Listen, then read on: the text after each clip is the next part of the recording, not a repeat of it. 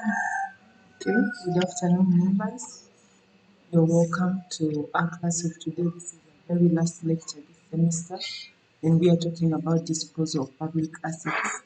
So last week we talked about risk management, and we also talked about ethics um, in public and private procurement. Today we want to talk about disposal of public assets as our very last lecture. We are bringing it last, though it is not supposed to be the very last one. Okay? So we are asking ourselves, what are we supposed to cover? We are going to cover the definition of disposal procedures, public asset disposal cycle. We are going to talk about disposal planning, the methods of disposal. And so I'm hoping this class is going to be an interesting lecture since it's even our very last lecture. Let's look at the definition of disposal. PPD explains disposal and it defines disposal as the advestiture of public assets, including intellectual and property rights, goodwill, and any other right of PPE by any means, including sales, rental, lease, franchise, auction, or any other combination, however classified other than those regulated by the public enterprise reforms. However, this is a definition. Let's look at our own words. What is disposal? I'm saying to do away with something is what we call disposal. To do away with something is what we are calling disposal in our lay English. So once you have it and you're doing away with it either by sale or renting it or hiring it or burning it or giving it away, you are disposing of. The purposes of disposal. Disposal helps government get rid of assets which are of low economic use or no longer needed in the organization. So there are those things that are not needed or they are of low use, economic use. They are not important. So it will help the organization do away with them. I'm very sure every human being disposes of their assets, their clothes, their shoes, their bags, and everything annually or I don't know, periodically. Why? Because I mean, not everything is permanent in life. You either use it as a mopper, you either give it away to the needy, you either give it away as a gift, but that is all disposal. And the reasons why you give them away is maybe because of different reasons. Let's talk about, not looking, but talk about the disposal procedure. We're saying the disposal of PDE assets include assets identified by the board. Now, let me explain where we get the disposal process from or procedure from. That there is a board that sits down to analyze or to view these items or assets and realize that these items should be disposed of. So in the public procurement, in the public setting, the board of surveyors sits down and they agree. Where do they get the information? From the public, the PDE. The PDE is supposed to annually hand a list of items that are no longer economically useful to the organization. And once they hand it to the accounting officer, then accounting officer looks at, gets information and sends it to the board of surveyors. The surveyors will now come and value the items. That's why they're saying which must be appointed by the accounting officer. The board of surveyors are appointed. You don't have it set there that they sit to survey.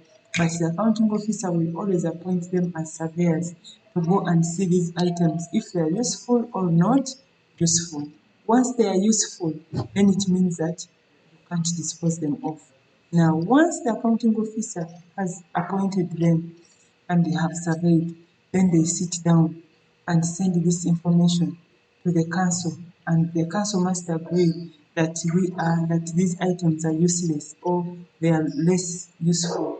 So once they agree, then the accounting officer and the contracts committee must do a writing saying that there is a proper disposal. Appointing PDE to take control or take to do the disposal. So the PDE will sit down. That is the procurement unit, not the entity.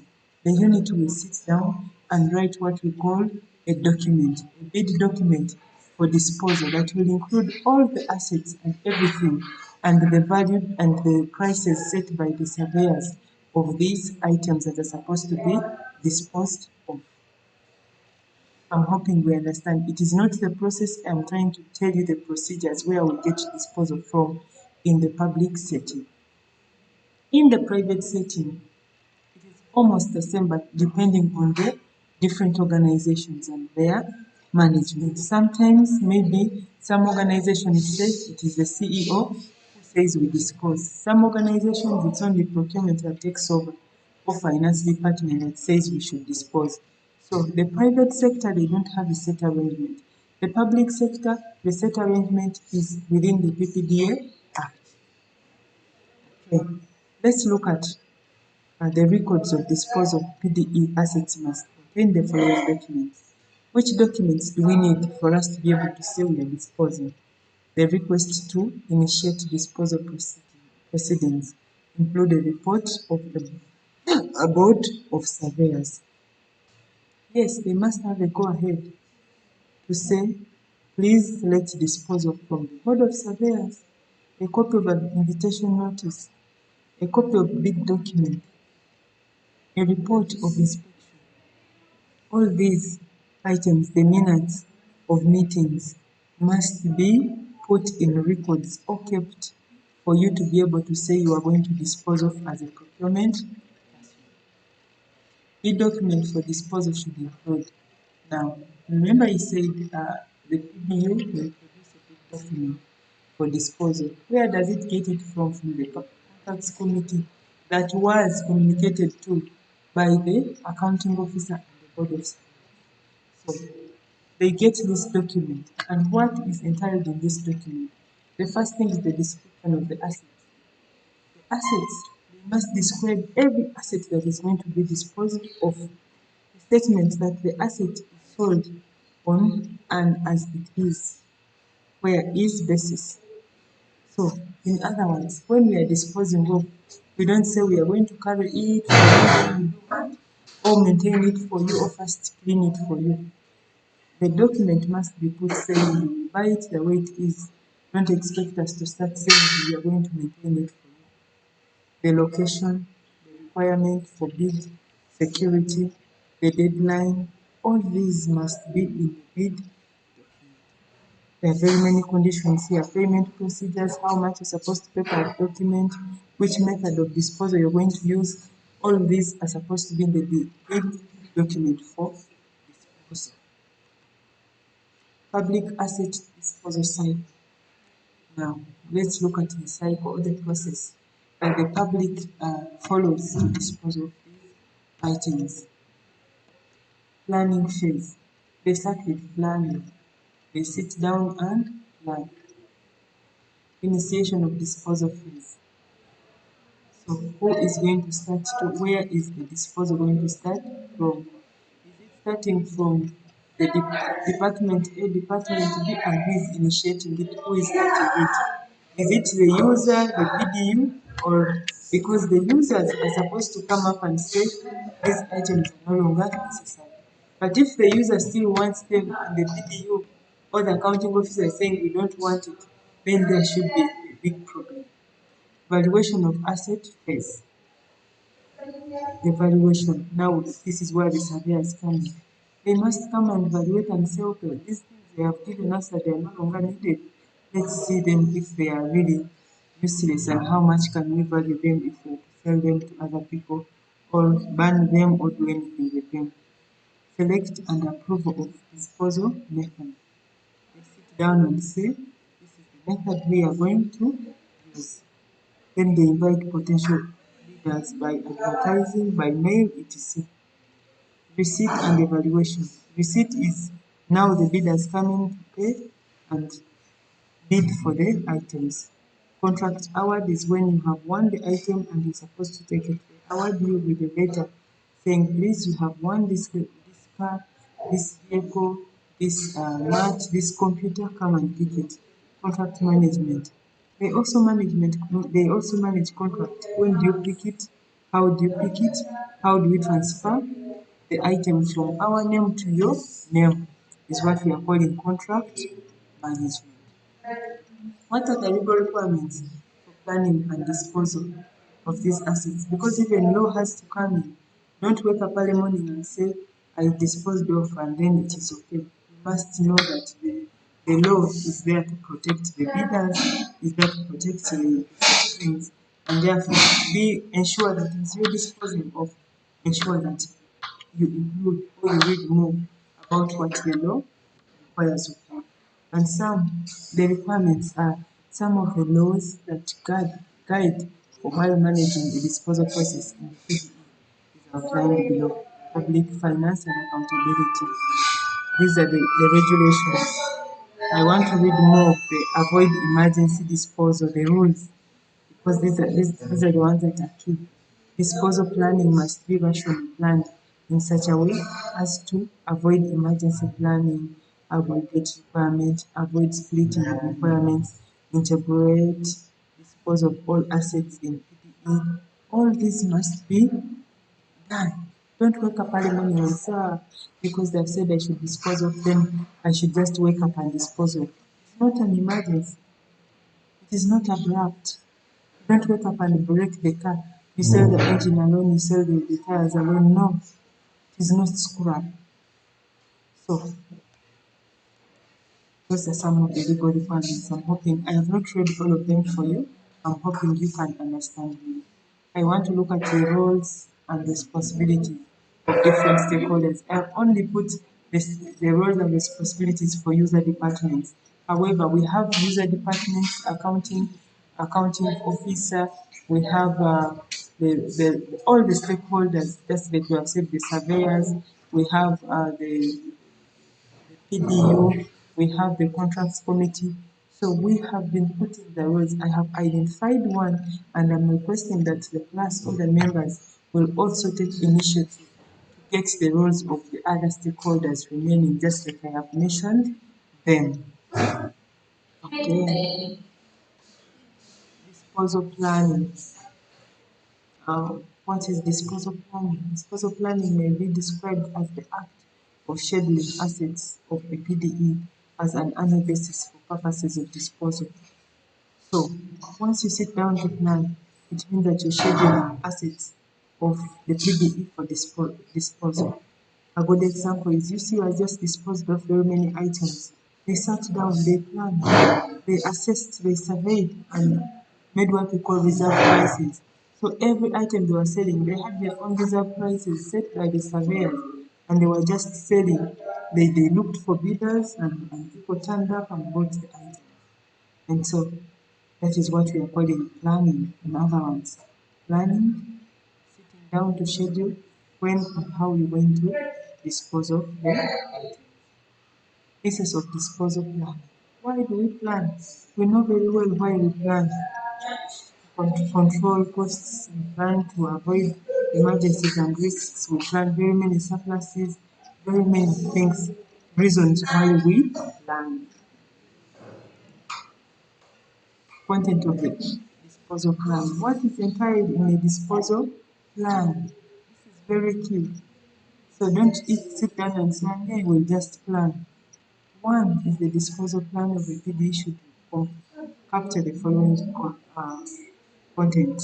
The detail described of the assets, the description of the items. That is the item, the description of everything. Type and category lots of assets. The, which category, etc. The quantity of assets, how many are they, location, where are they located, when did you purchase it, expected and actual lifespan of this item. Is it expired and you want people to eat expired things, or it still has a life ahead for people to use it? So all these content will see time when each asset will no longer be required by the user department. All these are supposed to be put in what we call a disposal. Members, I'm hoping we will understand each other, or you are understanding as you listen to this audio. Benefit of disposal planning. Just like I said, there are very many benefits, members, to ensure that government assets investments are effective. That is one. Constant review of asset relevancy offers government economies and benefits that flow from new cross-agency assets, sharing opportunities that can replace existing. Once you sell this item, then they get the benefits they have got and they can replace them or buy more. So we have there are very many benefits, very many delays in the disposal of the assets are reduced. Once we plan, we reduce them, we avoid emergencies, we avoid theft, we avoid confusion and very many things that will come because of emergencies. So once we sit down to plan, there's no one who is going to sit down to steal what we are going to dispose of or oppose what we have said. Methods of disposal. We have very many methods. Public auctioning. What is auctioning? You sit down with a team of people and you start telling them, they start giving you prices of how much they can buy. So this used to be common in our village churches. They bring matoke and they say we are selling matoke and one person says 2,000, another says 20 and another says 40,000 and eventually we get the highest person with the highest price. We give the item and they pay us our money. That is auctioning. So when we say public auctioning, it means the public will auction for the items. Public bidding. Bidding is inviting members officially to come in and bid, express interest. So when they come in to express interest of what they want, then we give them chance to take the item by giving us their price while we have set our reserve price. And so we keep comparing until we get the highest bidder. Sale of public offers, office, sale of public, I think this is public offers. So, I know, sell to public officers. The items can be sold. They are supposed to be disposed of, but they be sold to public officers instead of selling it to external people. You say we are bidding, just like you did. We were disposing of, but we gave the first option to the officers, to the staff of UCU. So the vehicles, the tractors, the computers, the bicycles, all things that we disposed of. First priority was the officers, the UCU staff.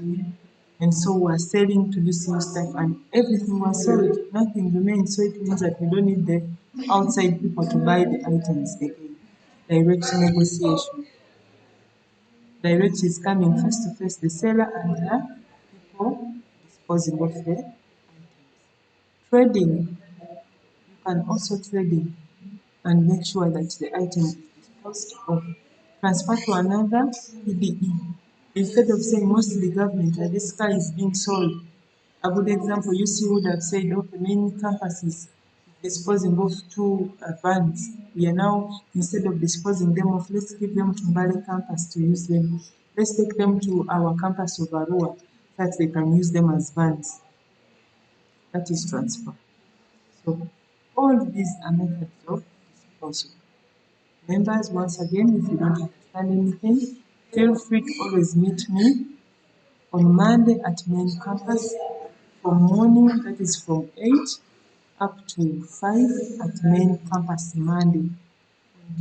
On Wednesday at Kampala campus from 8 up to 5 Kampala campus, that is Wednesday. If you don't understand anything, please feel free, don't say the video is not enough, so I am doomed. No, I am always around.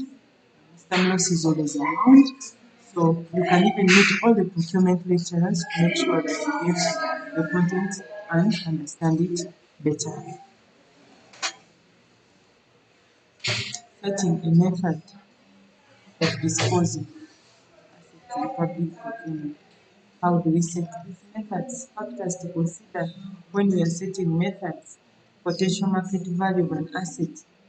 Consider the market value of an asset, the location of this asset, the restrictions on export and end users, the health and safety issues, all these the environmental considerations. I am mentioning them because I'm hoping we understand them. We consider them when we are choosing a method. Because a good example is if it is a vehicle, it is not harmful to community. It is not old that the engine is dead. So when we are disposing, we just ask ourselves, do we need to transfer it because it's in its right state? Or if the engine is dead, can we just sell it as scrap? So we look at the state, how much does a new one cost and how much can we value it? So then we set the method of disposal. Members, we are together. Our evaluation of pupils. This is our last slide, and we are saying that before our before our evaluation of offers, what happens? Is there end user restrictions? Is there export restrictions? We need to ask ourselves, do we have any restrictions so that we are able to award? And if there are no restrictions, then we go ahead and. However, we don't just end on awarding you, then say, come and pick your item that you bidded for or the one you want. We always have what we call end of life arrangement. How, if it's a car, we must transfer it from our names, of the names of the organization, to the names of the new owner. You must pay for it. Payment arrangements. Do you pay by bank? Do you bring cash? etc.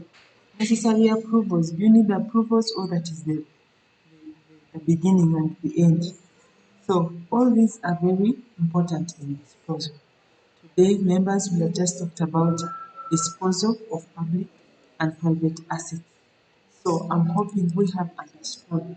And I am repeating in case we don't understand anything. I am always at main campus on Wednesday from morning to 5. I am always at Kampala campus at the main campus on Monday from morning to 5, in Kampala campus from Wednesday morning to 5. Feel free to meet me and we interact more and thank you very much. May the good Lord bless you. Bye.